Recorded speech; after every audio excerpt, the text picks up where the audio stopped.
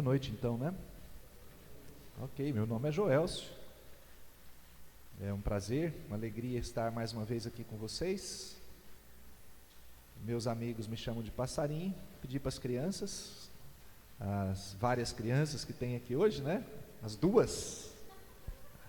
Muca, pode ir lá com a tia.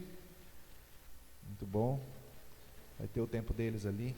Vamos abrir nossa Bíblia na carta de Paulo aos cristãos em Éfeso, carta aos Efésios, capítulo 1, versículos de 15 a 23. Esse texto já foi lido. Eu queria que vocês pensassem comigo que toda pessoa que faz qualquer coisa na vida, ela não faz aquilo e simplesmente para e deixa aquilo de lado, ou seja, uma tarefa, um trabalho, uma habilidade que tenha, porque se ela faz isso, ela não cresce, e ela não recebe o benefício daquilo mesmo que ela se propôs a fazer. E o cristão, ele foi feito para crescer, é natural que ele deseje crescer. E imagina uma pessoa, um príncipe, né, que nasceu numa família real, num país, por exemplo, como o reino, a Inglaterra ali, né? Ali tem a família real, tem a rainha e tem aqueles que nascem. Aquela pessoa que nasceu naquela família, ela pode ser o sucessor do rei, da rainha, porque ele nasceu naquela família. E é natural, então, para que ele assuma a sucessão, que ele ganhe aquele status de um dia ser o príncipe ou o rei, é natural que ele desempenhe, que ele busque ser um bom representante da família real. Uma vez que ele não considera isso, que ele despreze isso, a família vai chamar a atenção dele. Opa, você é da família real. Você não pode proceder assim, você não pode agir assim. É natural você assumir a responsabilidade do trono que vem pela frente. É assim. E é natural que os filhos de Deus, que nasceram na família de Deus, que foram chamados por Deus para serem filhos dele, pertencerem à sua família, é natural que eles continuem crescendo. E é interessante que Paulo aqui nesse texto, ele está pedindo isso, ele está falando com Deus a respeito disso, para que aqueles irmãos que se encontravam ali naquela cidade em Éfeso, eles continuassem entendendo o que aconteceu, porque até o versículo 14 ali, Paulo está explicando para eles o que aconteceu, o que Deus fez. Quais foram as coisas que Deus havia providenciado e como Ele havia feito isso, para que tanto Deus Pai, o Filho de Deus, Jesus Cristo, e o Espírito Santo de Deus, criasse as condições para que aquele ser humano, que era um pecador, separado da presença de Deus, então eles voltassem, eles tivessem um relacionamento com Deus. Paulo explica. E aí Paulo, no versículo 15 aqui, ele diz, por isso, perceba que ele está falando por isso, por causa disso que vocês agora entenderam, também eu, tendo ouvido a respeito da fé que vocês têm no Senhor Jesus, e do amor para com todos os santos, olha só o que ele está dizendo, por causa disso, sabendo que vocês aí têm essa fé, vocês creram, vocês entenderam isso, e o amor que vocês têm para com todos os santos, todos aqueles que entenderam a mesma verdade que Deus apresentou, vocês amam essas pessoas, vocês caminham com eles, vocês desfrutam desse benefício juntos, vocês se importam um com o outro, e por causa disso que eu sei, eu não cesso de dar graças por vocês, versículo 16,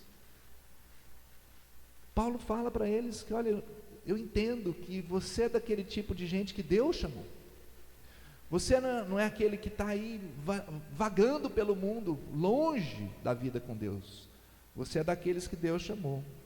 E por causa disso, mencionando-os nas minhas orações, é isso que eu tenho feito. A vida cristã, na verdade, ela é aquele tipo de vida que expressa amor um pelo outro. Paulo está orando para esse tipo de gente. É aquele povo que está se importando um com o outro, porque entenderam a respeito daquilo que Deus havia feito por eles e como que Deus havia os chamado. Interesse pelo crescimento um do outro. É isso que Paulo está expressando ali para eles. É isso que Paulo está dizendo, que se importa com eles, lembra deles nas orações. Eu quero que vocês continuem crescendo, entendendo mais a respeito de quem Deus é, e Deus quem atua no coração de vocês, para que vocês cresçam. E considerando aqui esse interesse de Paulo por esses cristãos nesse texto, eu queria lembrar 3 aspectos aqui desse texto, os versículos que vêm pela frente, que nos ajudam a pensar na nossa caminhada cristã, na nossa caminhada com Deus. Aspectos que me ajudam a lembrar que eu fui feito, chamado por Deus para continuar crescendo. É esse o interesse de Paulo por aqueles cristãos. Faz todo sentido. Eu quero conhecer mais a Deus, saber quem Ele é, como que aquilo que acontece na nossa vida, na minha vida, como que isso tem a ver com os planos de Deus, os propósitos de Deus para a nossa vida. E não caminhar simplesmente, bom, mais um dia, né? Mais um domingo. Vamos para o trabalho, né? Meu filho está dando muito trabalho mesmo. Minha esposa. Não é tão fácil mesmo assim. E a vida segue como se não tivesse sal, não tivesse tempero naquela comida. É difícil ir na casa de alguém, principalmente no mineiro aqui, né, e comer uma comida sem um tempero bom, né? Não tem isso aqui, né? Você entra numa casa, quando você vai almoçar, puxa, que sabor, que delícia, que tempero gostoso. A vida cristã foi feita por Deus para ter esse tempero, para ter esse gosto, para continuar crescendo, para descobrir outros aspectos da vida com Deus, de quem Deus é, de como Ele age, de como eu devo agir na minha vida. E assim, Paulo está pedindo isso aqui, e nós vamos lembrar pelo menos 3 aspectos aqui. O primeiro é o conhecer a Deus. Fomos chamados para conhecer a Deus. Versículo 17, olha o que Paulo pede na oração dele. Peço ao Deus de nosso Senhor Jesus Cristo, o Pai da glória, que conceda a vocês espírito de sabedoria e de revelação no pleno conhecimento dele. Paulo está lembrando e pedindo para que aqueles irmãos, eles continuem experimentando o conhecimento de Deus, que o Espírito de Deus que habita neles, dê a eles a capacidade de entender aspectos da vida, onde Deus está ali atuando, aspectos do seu coração, da sua caminhada, e entender, oxe, isso aqui precisa ser mudado, precisa ser transformado, a qualidade de vida aqui dentro de casa pode ser mudada, isso aqui na minha vida está atrapalhando que a caminhada dos meus filhos, do meu marido, do meu esposo, cresça. Deus precisa me ajudar. O que Paulo está pedindo aqui é sabedoria, e revelação, a iluminação no pleno conhecimento de Deus. É aquela atitude interna em que a gente continua perguntando: Deus, o que eu falei, como eu agi, a decisão que eu tomei, ela tinha a ver com os seus propósitos? A maneira com que eu agi nesse dia de 24 horas, ela produziu algum benefício para o teu reino? Paulo está clamando, pedindo para que aqueles irmãos, eles entendam mais a respeito da vida com Deus, conhecer a Deus. Conhecer a Deus no seu caráter. Deus é justo? É. Então, alguns aspectos da nossa vida, Deus pode agir sim com a sua justiça. Deus é amor? Sim. Aonde que eu estou vendo essa bondade e amor de Deus aqui na minha caminhada? E como eu expresso isso na minha vida, na minha fala, no meu agir, para com os outros? Porque o Deus que eu conheço, o Deus que eu amo, Ele é amor. E assim Paulo está pedindo para que eles caminhem, para que eles continuem crescendo. Descobertas do coração que a gente, antes no passado, a gente olhava para aquilo como algo natural, agora não. Deus está mostrando áreas da nossa vida, da minha vida, que não tem nada a ver com Ele. E aí eu olho para aquilo, Deus me revela, me mostra na tua palavra, e Ele me transforma. Conhecer a Deus, é isso que Paulo está clamando para esses irmãos. Esse é o primeiro aspecto dessa caminhada, do crescimento que Deus, Ele deseja que nós tenhamos. O segundo aqui, versículos 18, 19, é o entendimento dessa vida com Deus. Deus nos chamou para entender, conhecê-lo e entender a caminhada. Peço que Ele, olha, Paulo continua pedindo, peço que Ele, Deus, ilumine os olhos do coração de vocês, para que saibam. Ou seja, irmãos, a vida cristã, ela não é uma coisa, ela é mística, no sentido de que sim, é o Deus criador de todo o universo, que ele interviu na nossa história, e eu me relaciono com Ele sem vê-lo. É um mistério, sim, mas a presença de Deus é real, e aquilo que Deus quer que eu faça, que eu experimente na vida, é algo que eu posso perceber, eu posso ver mudanças, eu posso ver a ação de Deus poderosamente na vida. E Paulo está pedindo para que Deus ilumine os nossos olhos, para que saibam, para que experimentem, e não para que a gente fique, cantamos, cantamos aqui, foi bonito, e tal, saí, a música é bonita, fala de Deus, e eu saio como se estivesse nas nuvens, mas e na prática? E esse Deus que eu estou cantando, que eu estou falando, como que é isso mesmo, quando eu estou agindo, quando eu estou vivendo, quando eu estou no meu trabalho, quando eu estou sozinho na minha caminhada, como Ele é? Deus se interessa em se mostrar na nossa vida, e Paulo está pedindo isso, que a gente entenda qual é a esperança da vocação de vocês, qual é a esperança do chamado.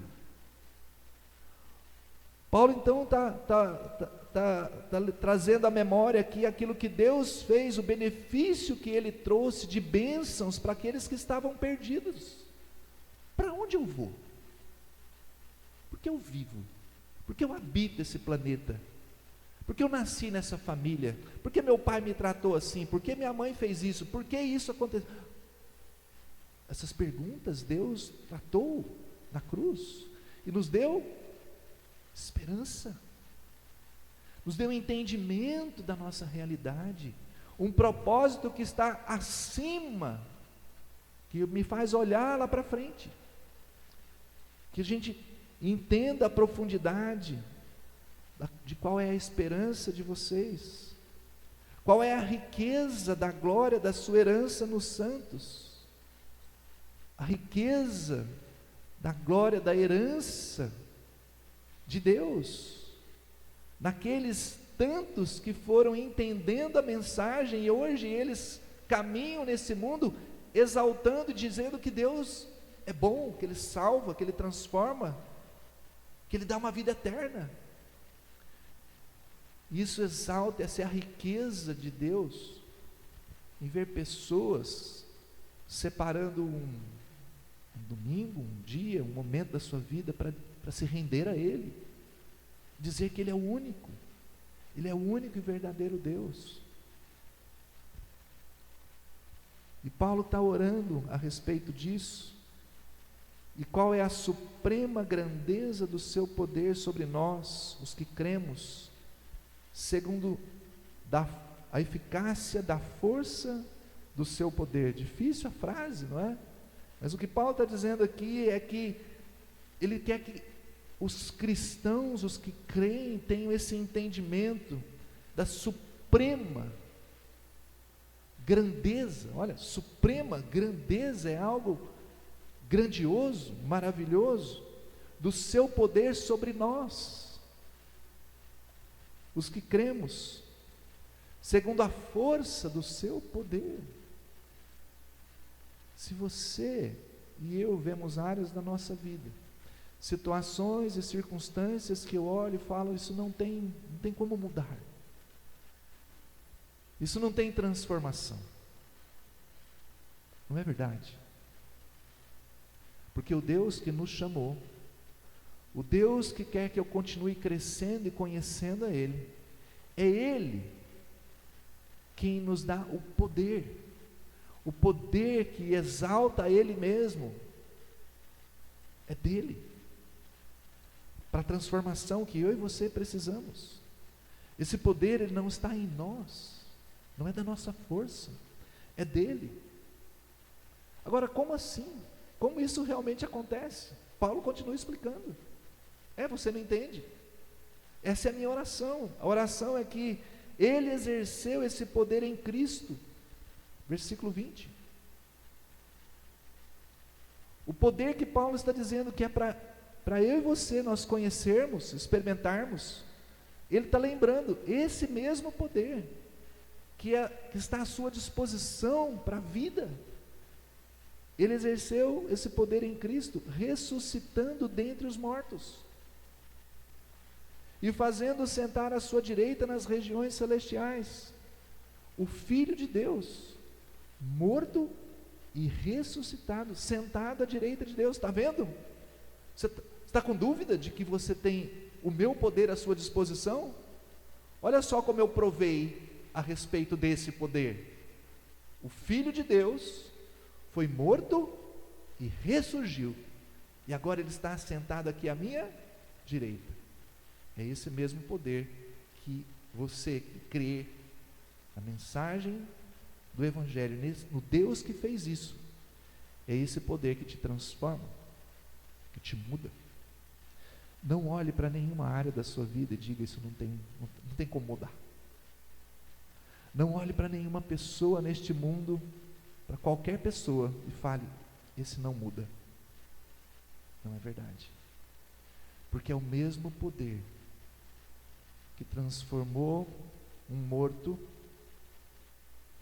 Jesus, sacrificado e morto, um vivo sentado à direita de Deus. É isso que Paulo está dizendo, e ele está acima de todo principado, potestade, poder, domínio e de todo nome que se possa mencionar, não só no presente século, mas também no vindouro. Aquele que era o derrotado pela morte, agora é aquele que está acima de todo o poder que habita esse mundo, tanto o poder humano como o poder celestial. É Jesus, e é o poder dele que está à disposição de cada um, para fazer que o Deus que fez tudo isso, ele seja exaltado através da nossa vida, através da sua vida. Não olhe para qualquer coisa na sua caminhada e diga, vai ficar desse jeito mesmo, não vou buscar essa transformação. Não vou buscar essa mudança. Sabe por quê? Porque quando você diz isso, você está pegando o poder de Deus, está falando: eu não quero desfrutar desse benefício, e nem quero que o Senhor seja exaltado, porque Deus é exaltado quando os filhos dele experimentam esse poder que transforma. Que área da sua vida, minha irmã, meu irmão, você olha e diz: não dá, é difícil? Coloque isso à disposição, livremente, para que o poder de Deus tenha acesso a essa área do seu coração, ou o coração daquela pessoa, ou o coração de um povo distante, como nós oramos hoje. Oramos a Deus: Senhor, fale, vá àquele lugar que eu não posso ir, aquela pessoa que eu não tenho acesso. Deus ouviu sua oração. Sabe por quê? Porque esse poder está à nossa disposição, que exalta o próprio Deus. É Ele quem vai fazer isso, é Ele quem vai produzir a transformação, porque esse poder está à disposição de todo aquele que crê. O terceiro aspecto aqui, versículo 22, é a ação de Deus através de nós. Paulo continua dizendo: e Ele sujeitou todas as coisas debaixo dos pés de Cristo, e para ser o cabeça sobre todas as coisas, o deu à igreja, a qual é o seu corpo, a plenitude daquele que a tudo enche em todas as coisas. Deus sujeitou todas as coisas aos pés de Jesus, para Ele ser o cabeça sobre todas as coisas. Todas as coisas. Todas as coisas no universo. Nenhuma estrela cai, nenhum planeta se move, se não é sobre a autoridade, sobre a regência, sobre o poder daquele que é o cabeça de todas as coisas no universo. O universo tem um dono. A caminhada das pessoas nesse mundo tem alguém que gerencia, e essa pessoa é o Senhor Jesus. E Ele, Deus, da mesma forma que Ele é o cabeça sobre todas as coisas no universo, Ele é o cabeça da igreja, que é o seu corpo. Então, se Ele pensa, se Ele age, o seu corpo promove a sua presença em qualquer lugar. Quem faz isso? O povo dele. A presença do seu povo, Ele deu à igreja, a qual é o seu corpo, a plenitude daquele que a tudo enche em todas as coisas. Deus vai ser conhecido, irmãos. Ele vai.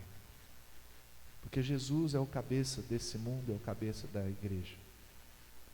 E Ele escolheu que a sua beleza, a sua força, o seu poder, a sua misericórdia fosse apresentada a este mundo através do seu corpo, que é a igreja. Você vai caminhar para mais uma semana. Você vai caminhar dizendo: eu tenho um cabeça, que Ele está me dizendo que Ele ama esse povo que não o conhece.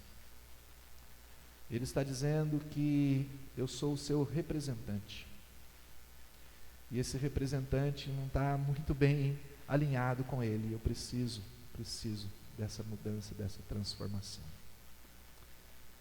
Pensar em algumas coisas aqui nessa noite. Qual aspecto do caráter de Deus que você tem conhecido mais nos últimos dias, nessa última semana, esse mês? Você fosse para você mesmo falar algo do caráter de Deus que você conheceu, a palavra, o seu dia a dia, a sua vida, qual é? É o Deus misericordioso, amoroso, bondoso, justo, Deus que disciplina o seu filho, Qual aspecto você coloca ali no mais alto? Como que você viu a Deus? Ou a sua caminhada está tão, talvez, monótona que Deus continua o mesmo. Não está sendo presente na sua vida.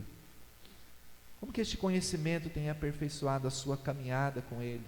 Então, aquilo que você conheceu e tem conhecido de Deus, como que isso tem te animado a continuar crescendo e sabendo mais quem Ele é?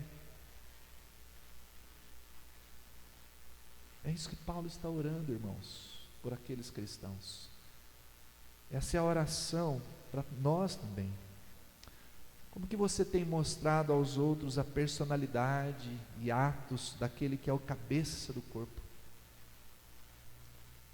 Como que você o tem representado como corpo dele, para ele ser visto, para ele ser mostrado aonde você está, no seu trabalho, nos seus relacionamentos, na sua vida em casa, com filhos, no relacionamento marido, esposa, como que tem sido? Deus quer que eu e você continuemos crescendo. Deus nos chamou para continuar conhecendo a Ele. Esta é a oração de Paulo. Que Ele, próprio Deus, nos ajude nesta semana a conhecer mais aspectos do seu caráter. Colocar em prática isso na nossa vida. Nesta semana especialmente.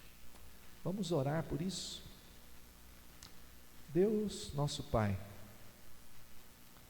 nessa noite, mais uma vez, diante da Tua palavra, nós te agradecemos porque